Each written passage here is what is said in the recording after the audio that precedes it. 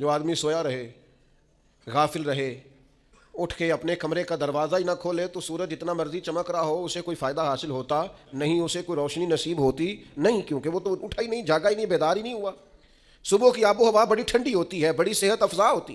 لیکن اگر کوئی لوگ غافل ہی رہے اس میں اور صبح اٹھے ہی نہ، سیر کرے ہی نہ، فجر کو نکلے ہی نہ، اس کی غفلت اس پر طاری رہے، تو جتنا مرضی صبح کا سویرا ہو، جتنی مرضی راحتیں اور رحمتیں ہوں، اسے اس سے نفع حاصل ہوتا وہ تو اسی کو ہوگا جو اٹھے گا، آنکھ کھولے گا۔ تو اچھی طرح سمجھ لیجئے گا، رمضان المبارک کی سعادتیں اتنی بڑی ہیں، برکتیں اتنی زیادہ ہیں کہ حضور علیہ الصلوۃ والسلام نے فرمایا نفل کا ثواب فرض کے برابر، فرض کا ثواب 70 گنا بڑھا کے دیا جائے گا۔ لیکن اگر کوئی غافل کا غافل ہی رہا، اس بیچارے کا موبائل رمضان میں بھی بند نہیں ہوا، لا یعنی بے مقصد بے معنی چیزیں، لغویات اور عبث چیزوں میں اس نے رمضان بھی گزار دیا، تو سعادتیں تو برس رہی تھیں، سورج تو نور کا چمک رہا تھا، روشنی تو پھیل گئی، سعادت افروز گھڑیاں تو آ چکی تھیں، پر اس نے اپنی آنکھ کو ہی نہیں کھولا، غافل کا غافل رہا، تو اسے کچھ میسر آ سکتا، کچھ غفلت دور کرنی پڑے۔ اب دیکھیے ہمارے ہاں محفل ہوتی ہے،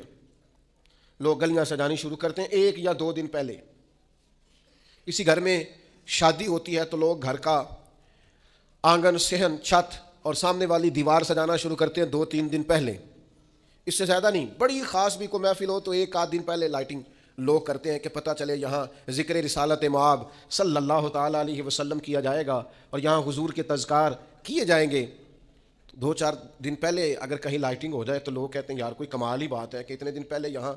اتنی روشنیاں نظر آ رہی ہیں، کوئی انفرادی کام ہے، اس پر نظر جاتی ہے۔ آپ ذرا رمضان کی شان تو دیکھیں، حضور فرماتے ہیں سارا سال جنت سجائی جاتی ہے، کس لیے؟ حضور فرماتے ہیں رمضان المبارک کے لیے، سارا سال جنت سجا دی جاتی،